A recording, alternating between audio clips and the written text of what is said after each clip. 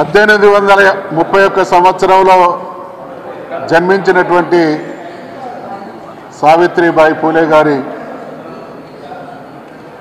దాదాపు 200 సంవత్సరాలు కావస్తున్నది ఆ తల్లి జన్మించి. 50-60 సంవత్సరాల క్రితం భారతదేశాన్ని చూసినా, తెలంగాణ ప్రాంతాన్ని చూసినా అడుగడుగున అసమానతలు, వివక్ష, అణచివేత కొనసాగినటువంటి రోజులను మనం చూసినాం.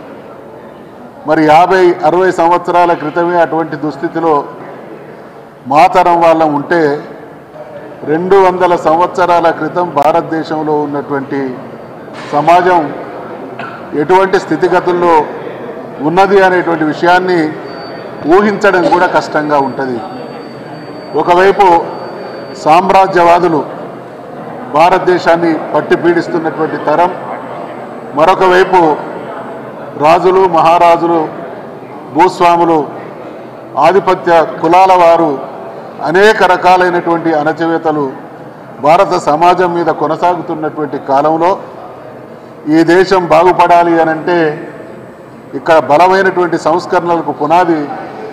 కావాలి అనేటువంటి ఆలోచనతో జ్యోతిబా పూలే గారు స్వయంగా మార్పు ఏదైనా ముందు మన ఇంటి నుంచెల్లే మొదలు కావాలనేటువంటి ఆలోచనతో తన సతీమణి అయినటువంటి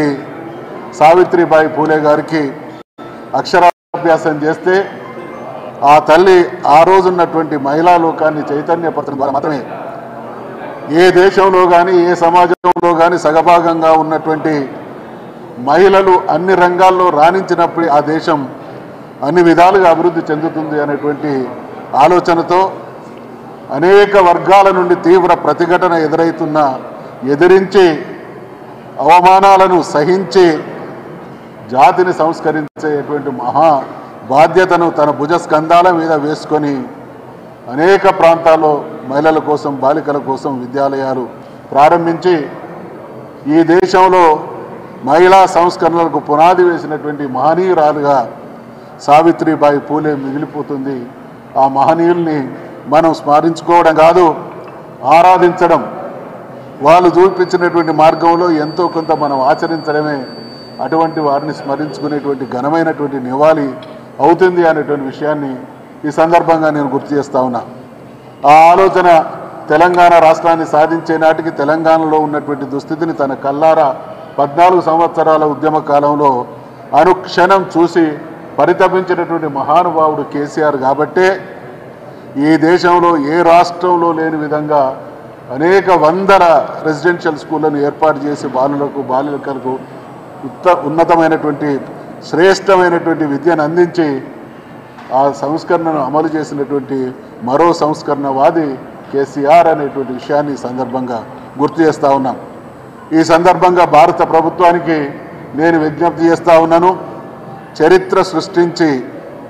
సంస్కరణలతో ఈ దేశ భవితవ్యానికి బంగారు బాటలు వేసినటువంటి ఆ జంటగా మొదటి భారతరత్న పొందినటువంటి జంటగా ఆ కుటుంబం వారికి ఆ గౌరవం దక్కాలని,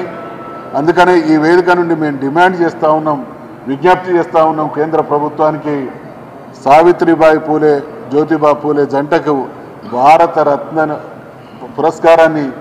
ప్రదానం చేసి వారిని మనం తరతరాలుగా భారత జాతి ఉన్నంత వరకు కూడా వాళ్ళని స్మరించుకునే విధమైనటువంటి గౌరవం వారికి దక్కాలనేటువంటి విషయాన్ని డిమాండ్ చేస్తూ, విజ్ఞప్తి చేస్తూ, మనమందరం కూడా మహనీయులను స్మరించడం అంటే దండం పెట్టి దండలేసి అంతటితో కార్యక్రమాన్ని ముగించడం కాదు. 100 సంవత్సరాల క్రితమే ప్రతికూలతలు ఉన్నటువంటి రోజుల్లోనే అంత త్యాగానికి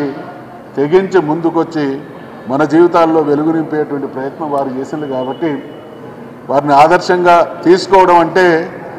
వారి సంస్కరణలు మనం కూడా పుణికిపుచ్చుకొని అమలు చేయడమే అవుతుంది. కాబట్టి మనమందరం కూడా రాబోయే తరాల భవిష్యత్తు రీత్యా ఏం చేస్తే ఈ జాతికి, మన ప్రజలకు, మన చుట్టూ ఉన్నటువంటి సమాజానికి మంచి జరుగుతుందో ఆ దిశగా మనం కూడా పునరంకితం కావాల్సినటువంటి గొప్ప దినం ఈ దినం అనేటువంటి విషయాన్ని మరొక్కసారి మనవి చేస్తూ, ఏ లోకంలో ఉన్న ఆ జంట సావిత్రి